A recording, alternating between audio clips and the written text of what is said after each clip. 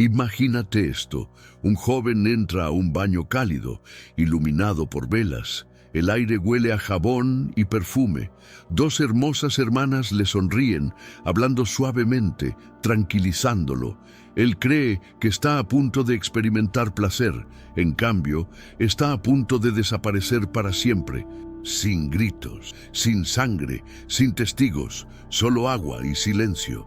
Esta es la historia olvidada de las hermanas Carubín, también conocidas como las chicas de la bañera. Dos hermanas que convirtieron la intimidad en un arma y una bañera en una escena del crimen. Y lo que hace este caso verdaderamente perturbador es el tiempo que se salieron con la suya. Buenos Aires a principios del siglo XX era una ciudad de contradicciones. En la superficie estaba prosperando. Avenidas amplias, arquitectura europea, cafés llenos de conversación y humo de cigarrillo. Argentina vendía un sueño al mundo, una promesa de trabajo, una promesa de prosperidad, una promesa de una nueva vida, y miles lo creyeron. Cada semana llegaban barcos cargados de inmigrantes de Europa, italianos, españoles, europeos del este, en su mayoría hombres jóvenes que viajaban solos. Llegaban con maletas llenas de esperanza y bolsillos casi completamente vacíos. Pero la ciudad a la que entraron no estaba preparada para ellos. Los trabajos eran brutales, la vivienda estaba superpoblada, el crimen era común y la policía, con falta de personal y abrumada. Los hombres vivían en pensiones con extraños. Trabajaban en muelles, fábricas, ferrocarriles, largas horas, condiciones peligrosas y lo más importante, no tenían a nadie que los cuidara. En Buenos Aires podías desaparecer sin estar oficialmente desaparecido. Si un hombre no regresaba a casa una noche, los caseros no lo reportaban. Si dejaba de presentarse al trabajo, los empleadores lo reemplazaban. Si las cartas dejaban de llegar a Europa, las familias asumían que había seguido adelante o muerto en algún lugar lejano. El sistema no rastreaba a la gente con cuidado. No había bases de datos centralizadas. No había huellas dactilares en registro. No había fotos adjuntas a las identidades. Un nombre en un manifiesto de barco era a menudo la única prueba de que un hombre había existido alguna vez.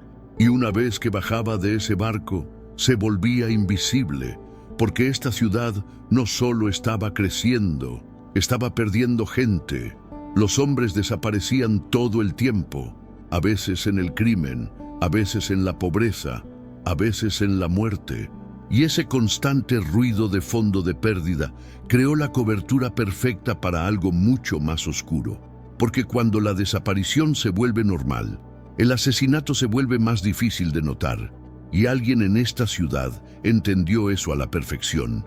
Mientras la policía se centraba en el crimen callejero y la agitación política, mientras los periódicos perseguían escándalos y corrupción, dos mujeres estaban observando silenciosamente, aprendiendo, esperando. No necesitaban callejones oscuros, no necesitaban violencia en público. Entendieron algo aterradoramente simple: el lugar más seguro para matar es donde nadie está mirando, y nadie estaba mirando dentro de los hogares privados, especialmente no dentro del hogar de dos mujeres respetables. Las hermanas Carubín no parecían peligrosas. Eso es lo primero que todos notaban. Sin antecedentes penales, sin escándalo, sin rumores, solo dos mujeres viviendo juntas en Buenos Aires. Se mantenían aisladas, pagaban el alquiler a tiempo, hablaban educadamente con los vecinos, no atraían atención, y eso era intencional. Incluso hoy, gran parte de sus antecedentes sigue sin estar clara. A las autoridades les costó rastrear sus orígenes. Algunos informes sugieren Europa del Este, otros sugieren los Balcanes. Los registros eran incompletos. Los nombres a veces se escribían de manera diferente. Pero una cosa es cierta, no eran impulsivas. Estaban lo suficientemente educadas para comunicarse bien, lo suficientemente astutas para manipular. lo suficientemente pacientes para esperar. Estos no eran crímenes de desesperación, eran crímenes de diseño. Y la parte más inquietante, no comenzaron a matar de inmediato. Antes de los asesinatos hubo experimentos, pruebas. Aprendieron qué hombres hablaban demasiado, qué hombres confiaban fácilmente, qué hombres no serían extrañados. Prestaron atención a los hábitos. ¿Quién bebía solo? ¿Quién no tenía familia cerca? ¿Quién nunca hablaba de amigos? Aprendieron cómo se comportaban los hombres cuando se sentían seguros y luego convirtieron esa comodidad en un arma. Esta no era una situación de dominante seguidor. No era un cerebro maestro y un cómplice. Era una asociación. Cada hermana desempeñaba un papel. Una era a menudo descrita como más sociable, la que hacía las presentaciones, comenzaba las conversaciones, construía confianza. La otra era más callada, observando, calculando, esperando. Pero cuando llegaba el momento, actuaban juntas, sincronización perfecta, sin vacilación, porque su método requería cooperación absoluta. Una sola persona nunca podría haberlo hecho. Los asesinatos en la bañera requerían fuerza, momento oportuno, coordinación. Una hermana sola fallaría, dos juntas eran imparables. Aquí es donde la psicología se vuelve perturbadora. Las víctimas no eran atacadas violentamente, no eran amenazadas, estaban relajadas, desnudas, vulnerables, desprevenidas. Para cuando entraba el pánico, ya era demasiado tarde. El agua amortiguaba el sonido. El espacio cerrado impedía el escape. Y las atacantes no gritaban, no se enfurecían, esperaban. Esperar era su arma más poderosa. Los vecinos no reportaban nada inusual, sin discusiones fuertes, sin gritos, sin olores extraños, porque las hermanas eran meticulosas, limpian a fondo, desechaban los objetos con cuidado, nunca repetían errores. Su apartamento no era una escena del crimen, era una trampa, un lugar diseñado para parecer seguro, mientras garantizaba la muerte. En ese entonces, las asesinas en serie mujeres eran casi impensables. Las mujeres eran vistas como cuidadoras, víctimas, figuras pasivas. La policía simplemente no las miraba. Dos mujeres viviendo juntas, inofensivas, invitando hombres, asunto privado. Ese punto ciego las protegía y ellas lo sabían, pero toda ilusión cuidadosamente construida eventualmente se agrieta. La bañera nunca fue una ocurrencia tardía, era el centro de todo. En el apartamento de las hermanas Carubín, el baño siempre se preparaba primero, mucho antes de que llegara una víctima. La bañera se fregaba limpia, se probaba la temperatura del agua. Las toallas se doblaban prolijamente como si fuera un spa de lujo, no una escena del crimen, porque para los hombres que entraban a ese apartamento, el baño se sentía como una recompensa. La mayoría de ellos tenía trabajos agotadores, muelles, fábricas, patios ferroviarios. El agua caliente era un lujo raro y las hermanas lo sabían. Una de ellas lo sugería casualmente, casi juguetonamente. ¿Por qué no te relajas? Pareces cansado, te lo mereces. El hombre entraba a la bañera voluntariamente, confiando en ellas. Esa confianza era el arma. Pero lo que pasaba después estaba tan calculado que solo podía venir de la práctica.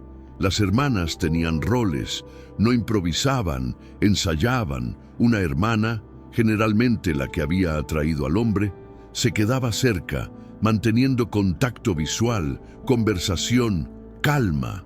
La otra esperaba, silenciosa, escuchando, calculando sus pasos, cuando el momento era el correcto, cuando el hombre se recostaba, cuando sus músculos se relajaban, cuando su guardia estaba completamente baja.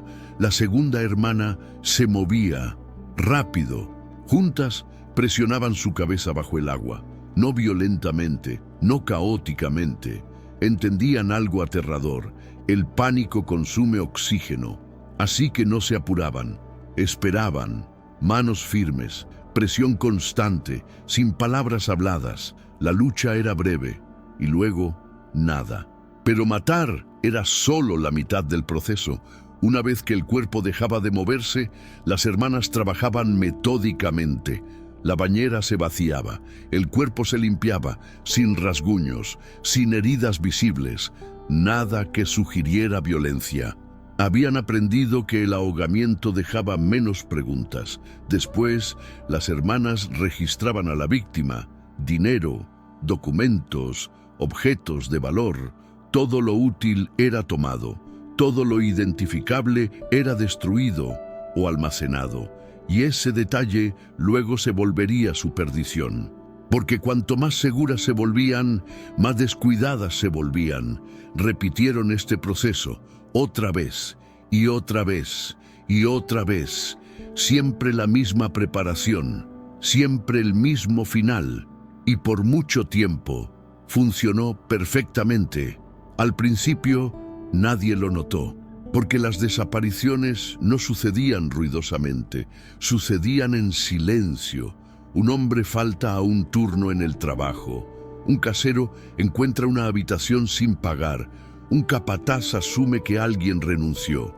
En una ciudad llena de inmigrantes y trabajadores transitorios, desaparecer era fácil, demasiado fácil. Las hermanas Karubin entendieron algo escalofriantemente simple. Hombres sin familias cerca son hombres sin defensores. Nadie para presentar reportes, nadie para hacer preguntas. E incluso cuando se hacían preguntas, la policía no se alarmaba. Los hombres desaparecían todo el tiempo, pero lentamente un patrón comenzó a formarse. Algunos caseros notaban habitaciones abandonadas de la noche a la mañana. Algunos empleadores notaban la misma excusa repetida. Probablemente se fue de la ciudad, pero los mismos nombres seguían resurgiendo. Hombres vistos por última vez, en el mismo distrito, cerca de las mismas calles, hablaban de conocer mujeres. Aún así, ninguna desaparición individual era alarmante. Era la acumulación lo que importaba, como gotas de agua llenando una bañera. Y luego, alguien recordó una conversación que no debía. Un hombre, diferente a los demás, había hablado. Mencionó a 2 hermanas, mencionó un apartamento, mencionó algo extraño. Realmente insistían en que me bañara. Cuando desapareció, esas palabras de repente importaron. Un compañero de trabajo lo reportó. Por primera vez, la policía tenía algo concreto. No solo un hombre desaparecido, una ubicación, una descripción y un detalle tan específico que no podía ser ignorado. Ese detalle llevaría a los investigadores directo al baño.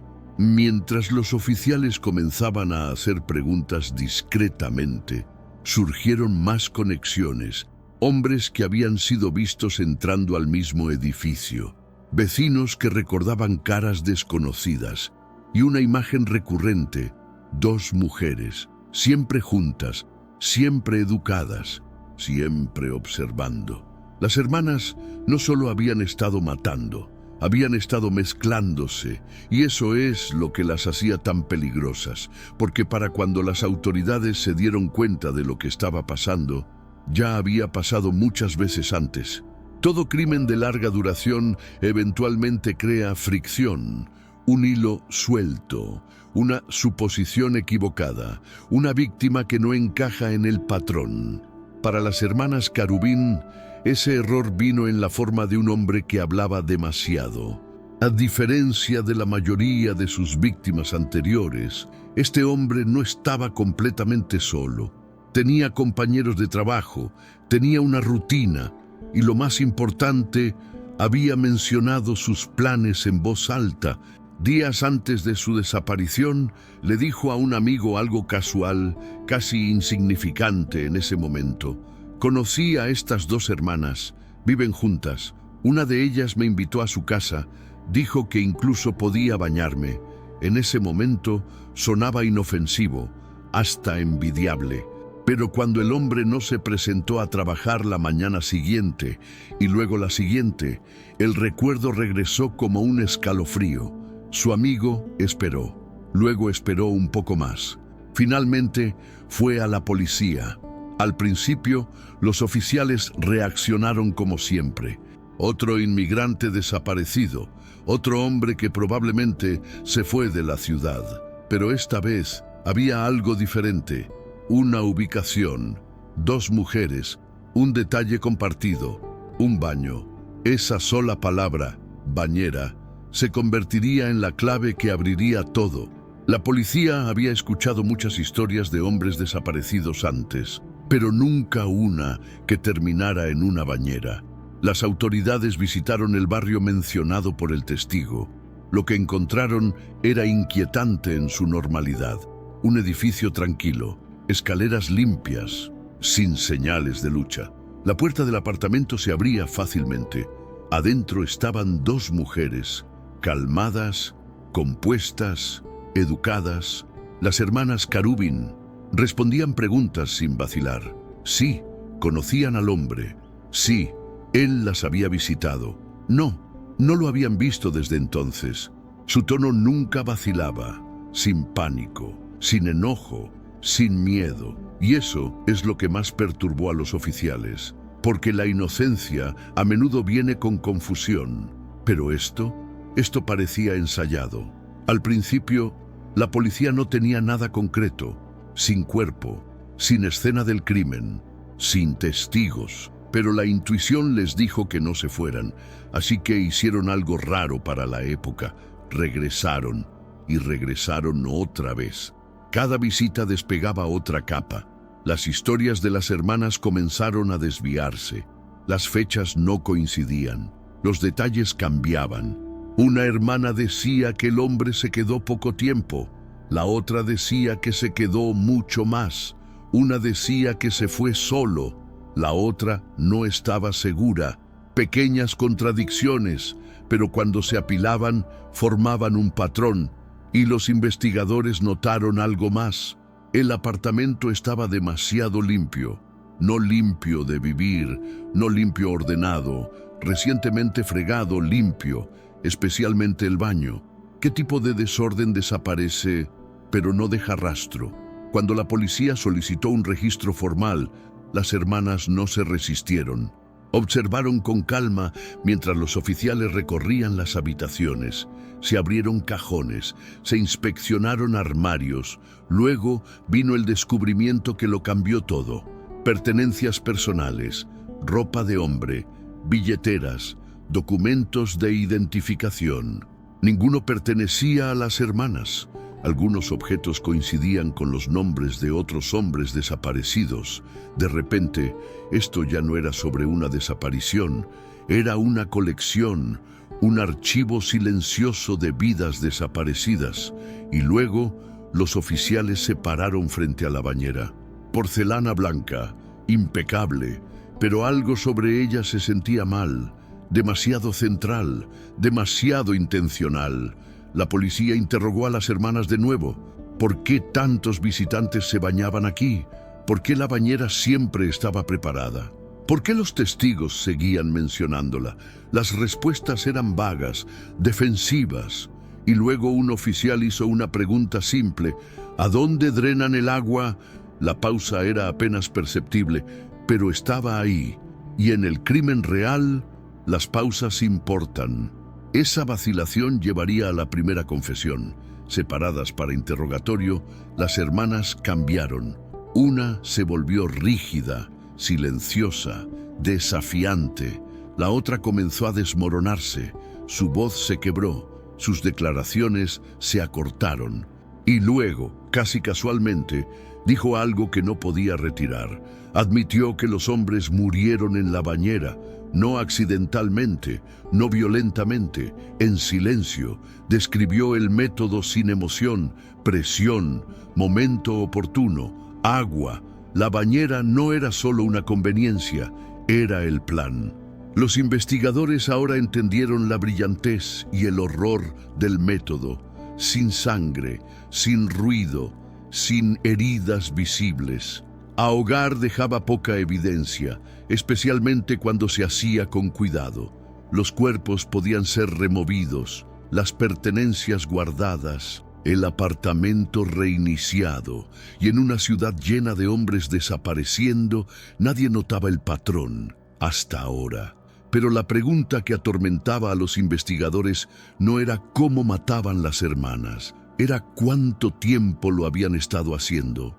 Bajo presión, las hermanas se quebraron, pero no al mismo tiempo. Una hermana confesó parcialmente, la otra negó todo. Se culparon mutuamente, contradijeron declaraciones, cambiaron historias, pero un hecho quedó claro: esto no era defensa propia, esto no era accidental, era sistemático, planeado, repetido. Y cuando preguntaron por qué, las respuestas fueron escalofriantemente simples: dinero, control, oportunidad. Aquí es donde la historia se vuelve perturbadora.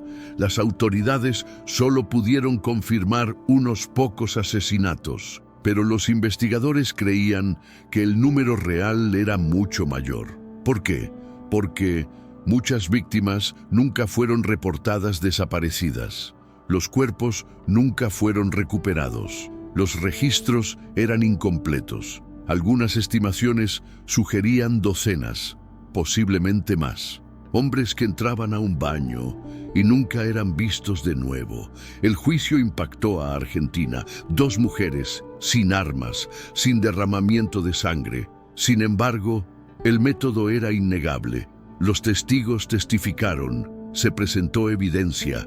La bañera se volvió infame. Los medios les dieron un nombre: las chicas de la bañera, un apodo que perseguiría la historia del crimen real.